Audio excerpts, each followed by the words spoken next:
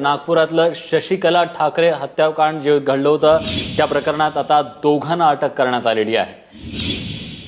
रजत वशिष्ठ आपले प्रतिनिधी आता आपल्यासोबत आहेत। रजत, हे आरोपी कोण आहेत आणि यांनी हत्या का केली होती, काही कळत आहे?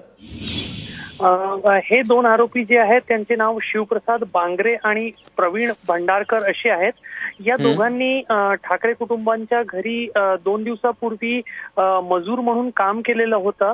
ठाकरे कुटुंबाच्या घरासमोर ठेवलेली वाळू जी आहे ती त्यांच्या घराच्या आतमध्ये टाकण्याचं काम या दोघांनी केलेलं होतं। त्यामुळे पोलिसांना संशय होता की ह्या अज्ञात मजुरांनीच ही हत्या केली असावी। आता जेव्हा दोघांना अटक करण्यात आलेली आहे तेव्हा त्यांच्याकडून जी माहिती मिळत आहे ती धक्कादायक आहे। याच्यामध्ये जो शिवप्रसाद बांगरे नावाचा मजूर आहे तो 1 वर्षापूर्वी ठाकरे कुटुंबाच्या घरात जेव्हा पहिल्या माळाचं काम सुरू होता, बांधकाम सुरू होता, तेव्हा तो त्यांच्या घरी कामाला आलेला मजूर होता। आणि तेव्हा त्यांनी कुटुंबीय किती वाजता कामावर जातात, दुपारी घरी फक्त ज्येष्ठ महिलाच एकट्याच राहतात आणि घरची संपत्ती काय काय आहे याची माहिती त्यांनी गोळा केलेली होती। आणि तेव्हापासून त्याची नजर या ठिकाणी दरोडा टाकण्याची, लूट करण्याची होती। मात्र 2 दिवसापूर्वी जेव्हा त्याला पुन्हा कामासाठी बोलावण्यात आलं तेव्हा त्याला ती संधी लाभली आणि त्याच्यानंतर त्यांनी त्या ठिकाणी लूट केली।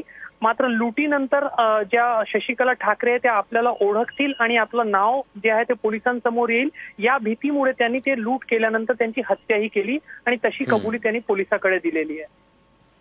धन्यवाद रजत, तुम्ही दिलेल्या सगळ्या सविस्तर माहितीबद्दल। तेव्हा शशिकला ठाकरे प्रकरणी 2 आरोपींना अटक केली गेली।